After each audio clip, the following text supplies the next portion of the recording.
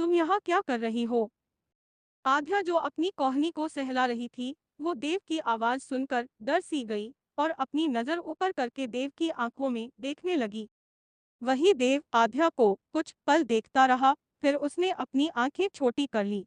वही आध्या अपने होश में आई और फर्श पर से उठकर देव की तरफ देखते हुए बोली, आह वो मैं नहीं आना चाहती थी, पर आध्या अपनी बात पूरी भी नहीं कर पाई थी कि देव ने उसे बीच में टोकते हुए कहा, तुम मेरी सिर्फ सभी के सामने बाहर ही गिरफ्तार हो आन्या, क्या तुम भूल गई या सच में मुझे अपना बॉयफ्रेंड समझने लगी हो? आध्या ये सुनकर शॉक थी। बाहरी गर्लफ्रेंड मतलब क्या था देव का? आध्या इससे ज्यादा कुछ और सोच पाती। इससे पहले देव ने कहना शुरू किया, वैसे मैं कैसे भूल गया कि तुम बिकाऊ हो। वैसे तुम्हें मेरी मॉम ने 10 लाख रुपए मेरी गर्लफ्रेंड बनने के लिए दिए थे, लेकिन तुम मेरी मॉम को पसंद आने लगी हो। फिर मैं तुम्हें आज पूरी मीडिया वालों के सामने रिंग पहनाऊंगा और कुछ दिन बाद मैं तुमसे शादी भी करूंगा, और तुम्हें इसके बदले और पैसे चाहिए तो मुझे बता देना, मैं तुम्हें देने के लिए तैयार हूँ। आध्या तो जैसे ये बात सुनकर यकीन नहीं कर पा रही थी कि देव ये क्या बोल रहा है। 10 लाख मतलब आन्या ने 10 लाख लिए, वो भी फेक गर्लफ्रेंड बनने के लिए? ये क्या है? आध्या के दिमाग में ख्याल आने लगे थे और वो ये सब सोचकर इससे ज्यादा सोच नहीं पा रही थी कि क्या सच में उसकी बहन देव की नकली गर्लफ्रेंड थी। आध्या जो कि अपने ख्यालों में गुम थी, वो देव की बात सुनकर अपने ख्याल से बाहर आई। देव ने अपनी वॉच की तरफ देखकर कहा, मेरे साथ आओ, अब मुझे तुम्हें सबके सामने अपनी मंगेतर के रूप में स्वीकार करना है और तुम्हें सबके सामने एक अंगूठी पहननी है, ताकि सभी को ये यकीन हो जाए कि तुम मेरी फेक गर्लफ्रेंड नहीं बल्कि रियल में तुम मेरी गर्लफ्रेंड हो। आध्या देव की बात सुनकर हड़बड़ा सी गई और जल्दबाजी में देव को जवाब देने लगी, नहीं नहीं, मैं आपसे ना ही शादी कर सकती हूँ और ना ही सभी सामने आ सकती हूँ, और शादी तो हरगिज नहीं कर सकती। इतना बोलकर आध्या वहां से जाने लगी, लेकिन बातें करते वक्त देव उसके काफी करीब आ गया था और उसने आध्या का हाथ पकड़ा और अपनी तरफ खींच लिया। देव आध्या को अब जाने कैसे दे सकता था उसके हाथ, इतना अच्छा मौका जो था वो कैसे गवा सकता था। देव ने गुस्से से अपने दांत भींचकर कहा, मोइंस तुम्हें ना कहने का कोई हक नहीं है, तुम्हारी बॉडी और तुम्हारी सांसों पर मेरा हक है, समझी? और क्या तुम भूल गई तुमने मेरी मॉम से 10 लाख लिए हैं, यानी तुमने मुझे खुद को बेचा है? तो मुझसे ना कहने की गलती तो गलती से भी मत करना। आध्या ये बात सुनकर सुन पड़ गई, उससे कुछ समझ ही नहीं आ रहा था कि उसकी बहन को इतने पैसे की जरूरत कैसे पड़ी, और तो और उसने पैसों के लिए खुद को बेच दिया, पर क्यों उसने मुझसे झूठ बोला था? हे भगवान, अब मैं यहाँ से कैसे जाऊँ?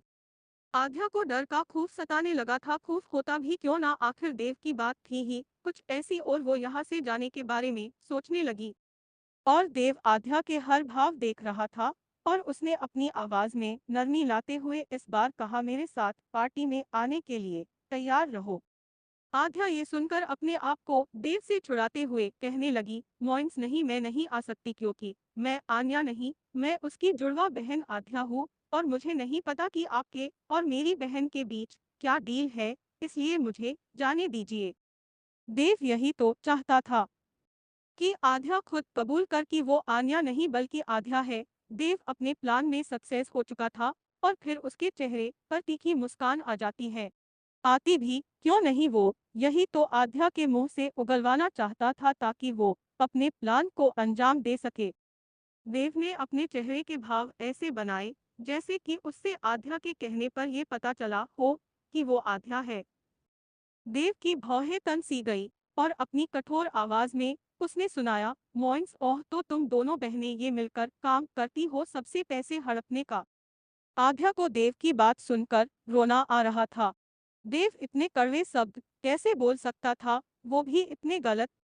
आध्या अपने आप को छुड़ाने की कोशिश करते हुए सुबकते हुए कहने लगी, मुझे नहीं पता कि मेरी बहन ने आपसे पैसे क्यों लिए, पर मैं आपको आपके पैसे लौटा दूंगी, लेकिन मुझे जाने दीजिए प्लीज।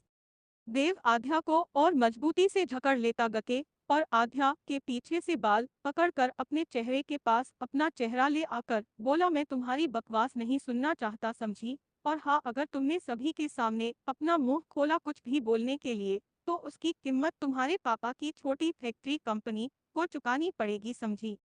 इतना बोलकर देव ने उसका हाथ मजबूती से पकड़ा और कमरे से बाहर ले जाने लगा। वहीं आध्या रोती रही, चिल्लाती रही, लेकिन देव को तो जैसे उसकी बात का कोई असर ही नहीं हुआ। मुझे जाने दीजिए प्लीज। ये सुनकर देव एक पल के लिए रुक गया और आध्या की तरफ देखकर बोला, अगर तुमने पार्टी में अपने नाटक दिखाए ना तो उसका नुकसान तुम्हारे पापा को भरना होगा, तो अपना ये रोना धोना बंद करो, समझी। इतना बोलकर देव ने उसका हाथ मजबूती से पकड़ा और कमरे से बाहर ले जाने लगा। वहीं आध्या रोती रही, चिल्लाती रही, लेकिन देव को तो जैसे उसकी बात का कोई असर ही नहीं हुआ। मुझे जाने दीजिए प्लीज। ये सुनकर देव एक पल के लिए रुक गया और आध्या की तरफ देखकर बोला, अगर तुमने पार्टी में अपने नाटक दिखाए ना तो उसका नुकसान तुम्हारे पापा को भरना होगा, तो अपना ये रोना धोना बंद करो, समझी। नहीं, आप ये नहीं कर सकते, प्लीज मुझे जाने दीजिए। आध्या रोती रही, चिल्लाती रही, लेकिन न देव अपनी मनमानी पर उतर आया था। आखिर जो चाहता था हो रहा था, तो फिर कैसे वो आध्या की बात मान लेता। आखिर आध्या तो उसकी सबसे बड़ी डील का हिस्सा थी और डील से बड़ा उसका एक लक्ष्य पाने का रास्ता। कुछ देर बाद पार्टी हॉल में देव के आते ही सभी की नजरें देव पर थी। वही देव शांत था और सीढ़ियों से उतर रहा था। उसके बगल में थी आध्या। देव ने आध्या का हाथ कसकर पकड़ा हुआ था और इस वक्त आध्या शांत नजर आ रही थी। कोई भी उससे देखकर ये नहीं कह सकता था कि ये वही लड़की है जो थोड़ी देर पहले देव के सामने अपने आंसू बहा रही थी और अपने आप को छोड़ने की भीख मांग रही थी।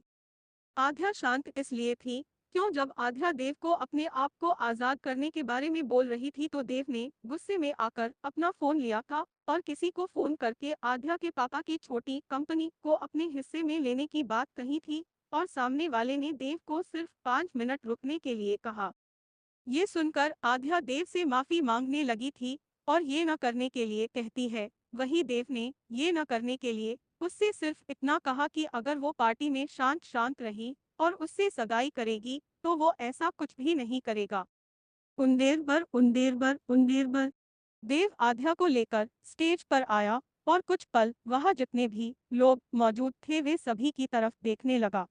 फिर उसने माइक लेकर अपनी एरोगेंट आवाज में कहा, मैं अपने 26 बर्थडे पार्टी में एक और न्यूज़ देना चाहता हूँ। सारे मीडिया वाले उसकी ये बात सुनकर क्यूरियस हो गए और अपने कैमरे देव और आध्या पर टिकाए हुए थे। वहीं देव थोड़ी देर खामोश रहा, फिर कहने लगा, मैंने आप सभी कैब सिर्फ अपनी बर्थडे पार्टी अटेंड करने के लिए नहीं बुलाया, बल्कि मैंने आप सभी को यहाँ एक और वजह से बुलाया है। इतना बोलकर देव आध्या को आगे करता है और फिर बोला, मॉइंस, मेरी मिस आध्या के साथ आज एंगेजमेंट है। इतना बोलकर देव आध्या की तरफ देखने लगा और उसकी तरफ देखकर ही कहने लगा, और कुछ ही दिनों में हमारी शादी भी होगी। इतना बोलकर देव ने एक नजर वहां खड़े अपने छोटे भाई रोहित की तरफ देखा जो कि वहां खड़ा था और रोहित देव के पास आकर उसके हाथ में रिंग देता है और देव रिंग को देखकर मुस्कुराया और अपने घुटनों के बल बैठकर आध्या का हाथ जबरदस्ती पकड़कर रिंग पहनाई। और आध्या तो ये सब सुनकर ही अपने होश में नहीं थी और वही जानती थी कि उसने अपने आप को रोने से कैसे रोक रखा था। और देव की फैमिली काफी हैरान थी क्योंकि सभी को यही पता था कि आन्या देव की गिरफ्तारी है। सौम्या और देव की मां उर्मिला सभी से काफी हैरान से रह गए थे। वही देव की चाची यानी सौम्या की मां अनिता हैरानी जाहिर करते हुए उर्मिला से बोली, देव की तो गिरफ्तारी आन्या है ना, फिर देव आन्या का नाम आध्या क्यों कह रहा है। उर्मिला जानती थी कि आन्या की जुड़वा बहन आध्या है, इसलिए उसने अनिता को जवाब दिया, ये आन्या की बहन आध्या है। अगली सुबह न्यूज़पेपर में टीवी में न्यूज़ का तहलका मचा हुआ था कि देव ओबरॉय की बर्थडे पार्टी में देव ओबरॉय ने एंगेजमेंट कर ली है और तो और कुछ ही दिनों में शादी होने वाली है। ये न्यूज़ हर जगह पर फैल गई थी। वहीं आध्या के घर आध्या अपने कमरे में नीचे फर्श पर बैठी हुई थी। आध्या के कपड़े कल रात को पार्टी में पहने हुए थे वही थे। आध्या के चेहरे को देखकर ही पता चल रहा था कि वो उदास है। कहीं आन्या बेड पर एक सुकून की नींद सोई हुई थी। आध्या को कल रात की बातें याद करके रोना आ रहा था, लेकिन उसके आंसू सूख चुके थे। उसका दिल भारी हो चुका था। कल रात की सारी बातें याद करते होता भी क्यों ना, आखिर पार्टी में हुआ वो कुछ आम नहीं था। आध्या अपनी फैमिली के बारे में सोचकर अपने दोनों हाथ मुंह पर रखते हुए खुद से बोली, अगर मेरी फैमिली को इस बारे में पता चला तो वो माँ मुझे क्या समझेंगे। वहीं आध्या के घर के छोटे लिविंग रूम में आध्या का बड़ा भाई समीर टीवी ऑन करता है। जैसे ही वो टीवी ऑन करता है वैसे ही शॉक हो गया, क्योंकि उसकी बहन एक मशहूर देव एब्रॉय की मंगेतर यही न्यूज आ रही थी। वहीं सोफे पर आध्या के पापा अनुपम जी भी बैठे थे और उनकी भी नजरें टीवी पर थी। और आध्या की मां शोभना, आध्या की नानी, पूरी फैमिली सोफे पर बैठकर चाय पी रही थी। और अनुपम जी शुक्ला ये खबर सुनकर अपनी चाय का कप टेबल पर रखकर खड़े हुए और गुस्से से आप बबूला होकर चिल्लाए, आध्या। आध्या अपने पापा के चिल्लाने की आवाज सुनकर वो घबराने लगी। उसे अंदाजा हो गया कि शायद उसकी फैमिली को पता चल गया। वहीं आन्या काफी गहरी नींद में सोई थी, लेकिन अपने पापा के चिल्लाने की आवाज सुनकर उठ जाती है। आध्या अपने लड़खड़ाते हुए कदम से अपने कमरे से बाहर आई और सीढ़ियां उतरकर अपने पापा के सामने आकर खड़ी हो गई। आध्या डरते हुए अपने पापा से बोली, क्या हुआ पापा। अनुपम जी आध्या से कुछ कहने वाले थे, इतने में आध्या की मां शोभना जी ने आध्या के गाल पर थप्पड़ मार दिया, जिसे आध्या लड़खड़ा सी गई, पर उसने खुद को नीचे गिरने से बचा लिया। और शोभना जी चिल्लाते हुए बोली, तुम्हें शर्म नहीं आई ये हरकत करके। अपनी फैमिली को बिना बताए तुमने सगाई कर ली। आध्या की मां ने आध्या के कपड़े देखकर अंदाजा लगा लिया था कि ये कल रात की ही बात है। आध्या की आंखों में आंसू लगातार गिरने लगे। वो अपनी मां को कहती भी क्या, क्योंकि सच तो सामने टीवी पर चल रहा था। आध्या की मां आध्या को दूसरा थप्पड़ मारती उससे पहले अपनुम जी बीच में आए और कहने लगे, आध्या को पहले बोलने दो, असल में ये सब हो क्या रहा है। समीर बीच में टोकते हुए कहने लगता है, मोइंस मम्मा ये कोई आम इंसान नहीं है, ये तो देव ओबरॉय हैं, जिससे हर कोई कनेक्ट होना चाहता है। ये बिजनेस की दुनिया में टॉप 10 में है। समीर अपनी फैमिली को देव के बारे में कुछ और भी कहना चाहता था, लेकिन वो कुछ इससे ज्यादा बोल पाता इससे पहले ही घर की डोर बेल बजने लगी। समीर जन ने घर का दरवाजा खोला, वैसे ही कुछ लोग हाथों में बड़ी थाली में गहने तोहफे, कुछ फ्रूट और कपड़े और सामान घर के अंदर लाने लगते हैं। और आध्या की पूरी फैमिली को समझ नहीं आ रहा था कि ये हो क्या रहा है। उतने में देव की मां उर्मिला घर के अंदर आई। उर्मिला पहले अपने हाथ जोड़कर शांत स्वर में कहती है, माफ कीजिएगा, हम बिना बताए यहाँ आए। वही नानी ने आगे आते हुए कहा, आए ए ना बैठिए। थोड़ी देर बाद पूरी फैमिली लिविंग रूम में बैठ गई और नानी शोभना जी की तरफ देखकर बोली, शोभना पानी लेकर आओ। शोभना जी पानी लेने चली गई और वही उर्मिला जी के साथ देव और देव के कुछ फैमिली मेंबर भी आए थे। अनिता जी का बड़ा बेटा नुमान भी आया था और देव की छोटी बहन साइनी भी आई थी। वहीं शोभना जी के पीछे पीछे नानी भी किचन में आती है और शोभना जी नानी से कहने लगी, माँ आप क्या कर रही थी बाहर, उन सभी को क्यों बैठने के लिए बोला आपने। नानी ये सुनकर शोभना जी से बोली, मुझे लगता है ये आध्या का रिश्ता कराने के लिए आए हैं। अगर ये रिश्ता करने के लिए आए हैं तो हम हाँ कह देंगे। वहीं अनुपम जी किचन में आ रहे थे, उन्होंने ये बात सुन ली और वो किचन में आकर नानी से कहने लगे, ये आप क्या कह रही हैं, हम इन्हें जानते भी नहीं और रिश्ते के लिए हाँ कैसे कर दे। नानी ने कहा, आध्या सभी को जानती होगी, तभी तो कल वो सगाई करके आई है। ये सुनकर शोभना जी उदास होकर बोली, आध्या को सगाई नहीं करनी चाहिए थी, वो भी हमें बिना बताए तो बिल्कुल भी नहीं करनी चाहिए थी। ये सुनकर नानी समझाने लगी, अब जो हो गया हम उसे नहीं बदल सकते, वैसे भी आध्या सगाई करके आई है, वो बात हर जगह पर फैल गई है, इसलिए मैं कह रही हूँ अगर ये रिश्ते के लिए आए हैं तो हम मना नहीं करेंगे।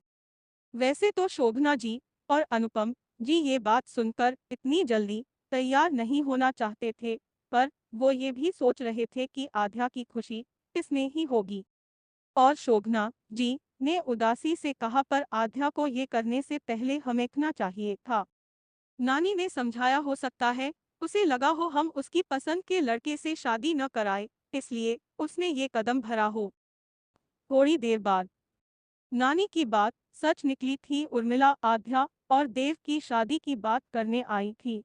सब शादी की बात करने में लगे थे और आध्या को पूछे बिना ही अनुपम जी ने शादी करने के लिए हामी भर दी और 15 दिनों में शादी तय की जाती है।